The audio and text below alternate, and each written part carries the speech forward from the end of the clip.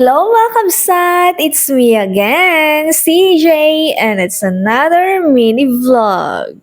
Ito tayo original plan, canyoneering, tas naging extensive free diving. So yun nga mga kabsat, una sa lahat kailangan muna nating mag-register para sa ating identification, and after that, merong orientation na mayayari. I-discuss dyan yung distance and yung haba ng trail na gagawin. And after ng orientation, susuotan na tayo ng ating mga gears like the helmet and the life jacket. And yes mga kabsat, 1,800 pesos nga palang na-avail namin services for this canyoneering. Ay, hindi siya suitable sa mga jumping. Yung pangdagat. Game na game. Talaga? Ayun pala. Pero, baka Bebe! yes. Baka pwedeng nandito yung battery.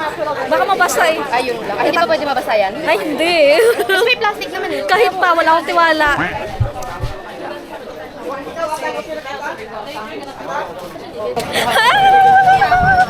Excited din siya, oh my gosh. Excited na rin ako, guys. Parang maluwag. Akin na rin. Dito oh. Ow. Dito kami kay Akala namin. Maliligaw pa tayo. Gusto ko sana doon, presko doon eh. Maliligaw pa tayo. Nagtaka rin kami. Wait lang. Pwede last na ako mag-ano. Thank you. Sabi na yun pa yung grupo natin, oh. Oo nga. Kaya bakit nahiwalay tayo?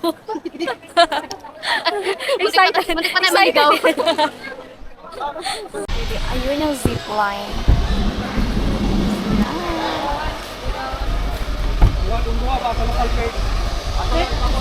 Game. Guys, go. Thank you po. So, yun yung sa zipline. Sure, kahit ka mag-zipline? Yun yung zipline. Oh my God, parang gusto ko talaga mag-zipline. Kusang walang dalang pera. Pero ako dyan. Ay, wala. Nandun yung pera ko sa akin. Oo, sa bag eh, doon sa locker. Parang gusto ko mag-zipline. OMG. Uy, saan ang grupo natin? Yes.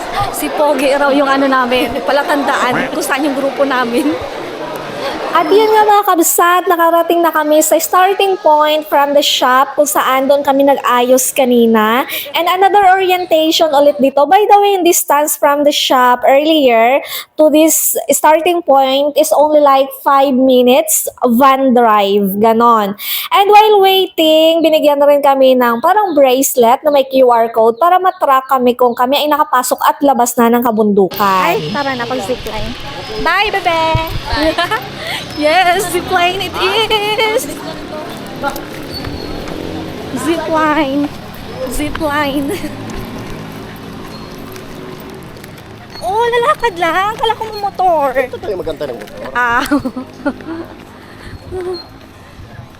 Antay muna natin. Tapos yun nga mga kabsat, kinailangan naming magmotor papunta sa isang ziplinean. Dalawa kasi zipline dito. And yung tinuro ko kaninang zipline ay hindi pala connected sa shop na inavaila namin ng canyoneering activity. And yeah, 700 pesos, pinautang na lang ako ni kuyang guide ko kasi nga pay maya or pay mamaya na lang after ng trail. And parang mga 10 minutes yata kami nagmotor bago kami nakarating doon. And kung napapansin nyo, hindi ko kasamang best friend ko si Uno kasi nga mas pinili niyang lumakad na lang. Though sabi sa orientation 40 minutes daw, hindi naman, nasa 20 minutes lang. Marami. Oh my God. Ay, 1 kilometer. Yung canyoneering. 1 kilometer. Yes. Lapit na. Lingkuran sa Amanda, isa ka? Oh my God. Kinakabahan na ako. Alam mo, medyo ako, may fear of heights. Sabay tayo sa kabila ko. Sige. Oh my God. So, overlooking here. Parang nininervyos ako. Ikaw yung magdala ng gusto mo. Ikaw na lang siguro. Kasi parang nininervyos ako.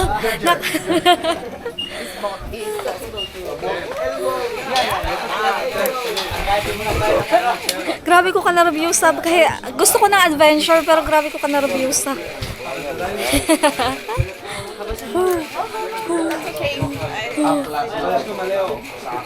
Grabe na ayba ko. Alas 5 pa lang gising na ako.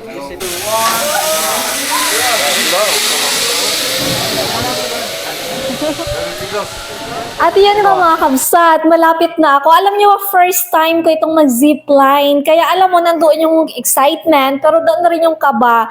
Dahil sa activity na to, na-realize ko talaga na yung fear of heights ko ay matindi. So, pinapili lang kami kung Superman or yung nakaupo. Pinili ko Superman. Kasi ko para mas adventurous. Yan. Okay na. Okay. God bless you.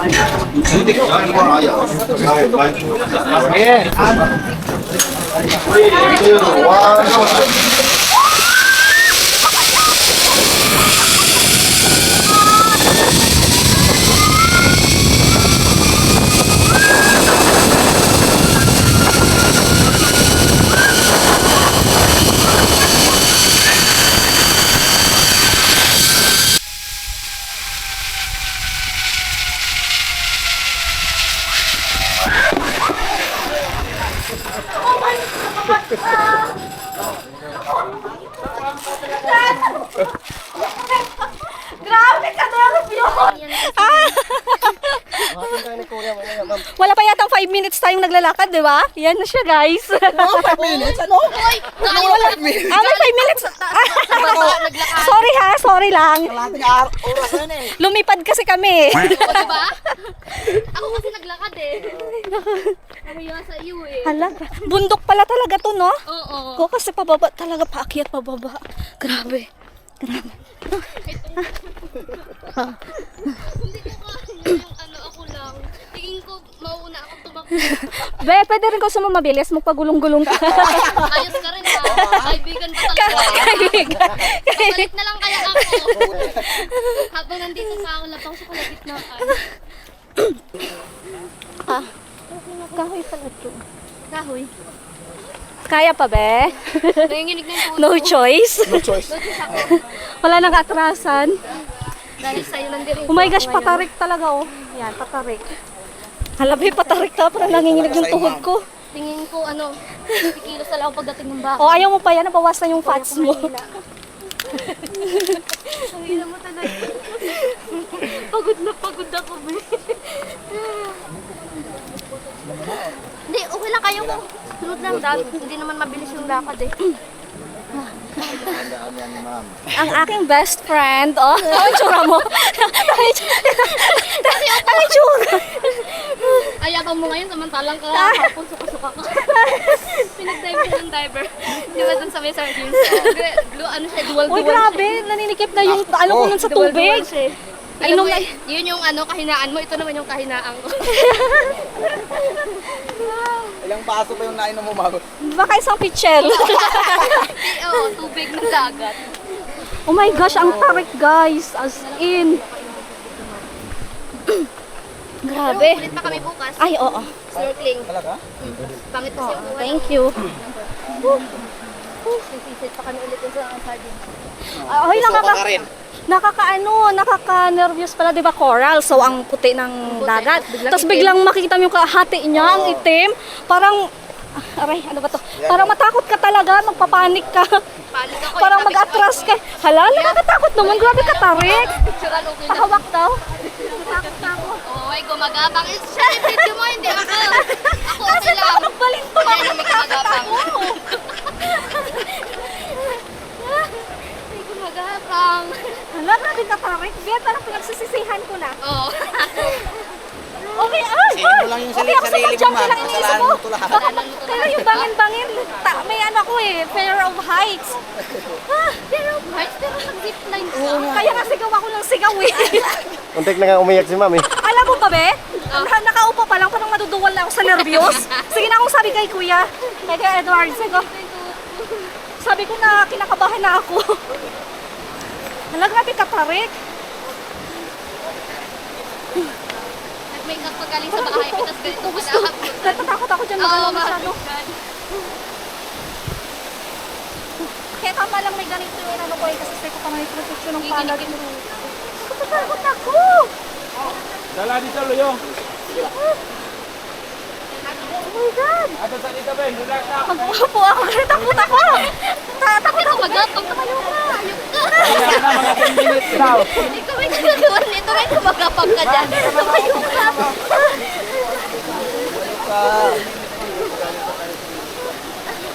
Yehey! Yehey! Ari, ari, si Dwayne. Ma'am, dito kayo muna, ma'am.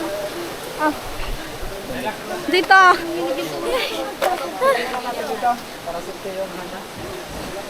Dito na tayo sa tubig. Magpahinga. Dito. Doon tayo magpahinga. Ah, magpahinga na raw.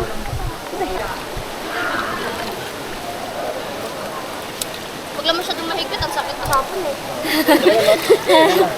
Kahit isa lang? Let's go.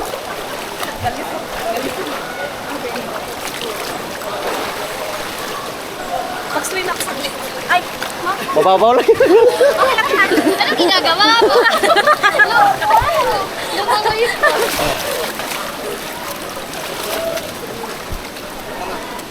Ay, dito na. at yun na nga mga kabsat, first jump na. Alam nyo ba, sobrang tagal bago ako dyan nakapaglundag. Parang 2 to 3 meters lang yung taas niyan. Pero pag doon ka na sa dulo ng bato, nakakanginig na ng tuhod. As in. First jump! Umiiyak na! First jump! Let's go sa second jump! Tapos yun nga mga kabsat, yung sunod ay pa-slide na. First, itong mababaw lang. And second, itong 5 meters yata yung taas. Which is, hindi ko tinuloy kasi natakot ako dahil nga pinapasok ng tubig yung ilong ko. Hindi ko kayang stay yung daliri ko sa ilong ko. Yan! Bebe, atras kami. Ilang meters yan? Yung slide na yan? Ano? Yung tubig? Yung babaan? Yung babaan. Mga 5. Mga 5 meters dyan sana, kailan natakot kami. Dito kami sa mababa. Oh my God! Gain, gain, gain. 1, 2, 3. Exercise natin! Nadodol ka na! Nakikita ko sa TikTok, akala ko kasama. Yes! Hello! Yung mga pabigat. Dito. So, yun nga mga kabsat. After doon, dire-diretso lang yung lakad namin kasi nga, mahaba pa ang aming lalakbayin. And mabanggit ko lang nga pala mga kabsat, sabi ng aming tour guide, ang nagpangalan raw ng activity na ito na canyoneering ay si Richard Gomez. Kasi raw, may resemblance sa canyon. So, I'm not sure how accurate is that. Basta yun lang, share ko lang. So, yun na, nandito na tayo kung saan yung next na gagawin ay sisipain ka. Ready? 1, 2, 3. Go! Okay. Oh, wait lang naman. Sige. Yun. Okay, ma'am. Relax ka lang, ha? Awak ka lang, Jay. Woo! Stretch ka lang, ma'am. Okay, sige, higa lang. Higa lang. Okay, ma'am. Higa ka naman, ha? Higa lang, ma'am. Higa. 3, go! Ayun! Relax, relax! Higa lang.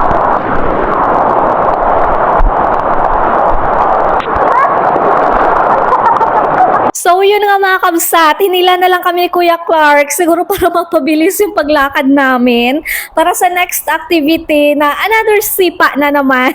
And this time, masisipa sa akin ang aking best friend. Hindi abot, hindi abot. Wait lang!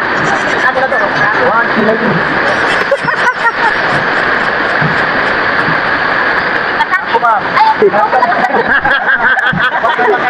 Okay lang yan, ma'am. Wait lang ah. Awas sa ilaw. Okay, ready? 1, 2, 3, go! Yun! So, yan nga mga kabsat, meron na rin tayong madadaan ng barbecuehan. Actually, ang pagkakatanda ko, parang 3 barbecuehan to. Though hindi ito included sa binayaran sa package and bibili ka talaga dito. Sa pagkakatanda ko, like 80 pesos yata yung isang hotdog and barbecue and yung sito, 100 pesos. So, una, nagreklamo kami kasi nga ang mahal. Pero nung nalaman namin kung gaano kahirap yan dinadala dyan, walang shortcut kung anong dinaanan namin, yun yung dadaanan. So, naintindihan namin kung bakit ganun kamahal ang kanilang mga paninda.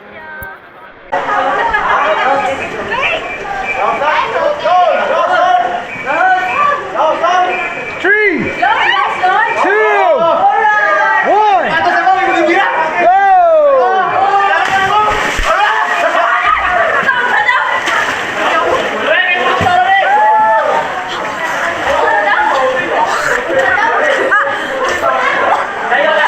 Pasok doon. Pasok tayo doon. Pansin nyo ba mga kabsat, para siyang swimming pool, pero wag kayong magpapalinlang kasi napakalalim niyan. As in, lahat ng nadaanan namin, maliban doon sa hinihigaan namin, yung mga ganyan, as in ang lalim niya, hindi sasayad yung paa mo sa ground. So, kaya recommended talaga na may life jacket. But imagine, di ba, napaka-majestic ng river and falls sa Cebu, unlike dito sa Palawan. Sa mga ganitong pagkakataon nga mga kabsat, mas preferred na ng aming tour guide na si Kuya Edward and Kuya Clark na hilain na lang kami para mas mapabilis ang pagtitrail namin. Ewan ba, hindi ko sure kung naiwan na namin yung mga kagrupo naming mga foreigner or nauna na sila. Basta nahiwalay na kami kasi nga hindi rin nila kami inaapura. Dahil sabi ko nga, ang aking best friend na si Uno ay may fracture dyan sa tuhod. Pero binitbit ko pa rin siya. So, shoutout sa aking bebe. Sinamahan niya ako sa adventure ko sa buhay.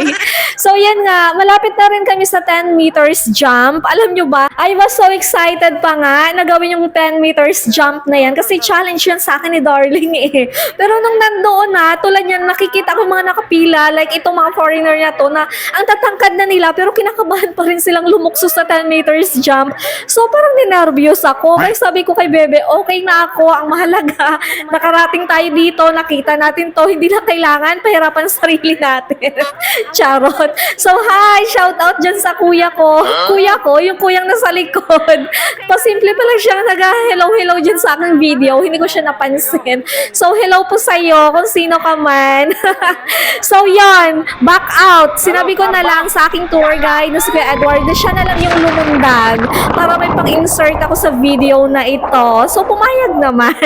Sabi ko nga mga kabsat, sa swing na lang ako babawi. Pero si Kuya Edward pa rin yung gumawa. Kasi ang taas pa rin. Nanginginig pa rin yung tuhod ko. So, yon. Kaya nag-aura-aura na lang ako dyan. Kasi yung mga plano kong gawin talaga na niresearch ko pa sa TikTok, hindi ko naman nagawa.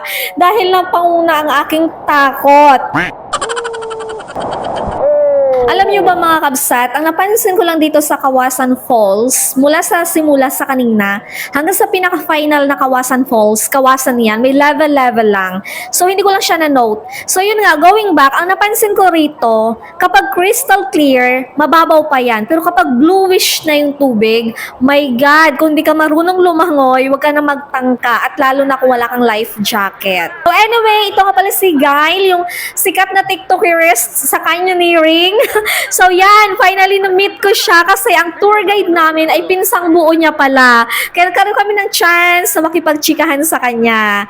And yes, finally, nakarating na tayo sa final Kawasan Falls. At siya nga pala mga kabsat, itong final Kawasan Falls ay malapit na sa National Highway ng South Cebu kasi nga 15 minutes na lang yata ay nasa highway ka na. And yes, if ayaw mo namang mag-trail, pwede kang mag-shortcut, dumaan ang highway at pumunta rito. So, yon, going back sa ating adventure, tuwang-tuwa ako dyan kasi sabi ko marunong na akong lumangoy. And si Kuya Edward naman, kino-comment-comment dyan na ako kasi ang galing ko na lumangoy. Ngayong ina-edit ko siya, pagpalood ko, ina-adjust niya lang pala ako kasi anong langoy yan? Aso ba yan? Or palaka? Charot. So, yan nga, mabanggit ko lang rin, alam niyo ba, yung doon banda sa may falls na yon, ang lakas ng current dyan. Muntik, hinihila kami dyan kanina, kaya magpunta kami, move forward kami dito sa unahan. Actually, meron diyang lubid bilang sign na hindi ka pwedeng lumagpas doon. Pinagbabawal. Once lumagpas ka, pipituhan ka talaga ng mga lifeguard dyan. I survive canyoneering. Ano to? Pang ano to? Pang ref. Magkano po to? Uy, 50 lang, baby. Pautangin mo ako. Ano na ipapautang sa'yo? Wala akong pera. Kuya, pautangin mo ako. Mamaya bayad mo. Oo. Ibalik na namang bayad, boss. Okay na? Pay Maya. Oh, pay Maya. Pay mamaya. So, yun ang mga kabsat. Bago ka tuluyang makarating ng National Highway, may madadaanan kang mga shop and meriendahan palabas kung saan kayo nag-trail for canyoneering. And yes, pwedeng mangutang sa inyong tour guide kasi which most likely is wala naman talaga tayong dalang pera sa pagtitrail. And isasettle lang yan once makabalik na doon sa station or sa shop na pinag-orientation na nung pinakauna. May nakita na kaming kaya naming isi-swing.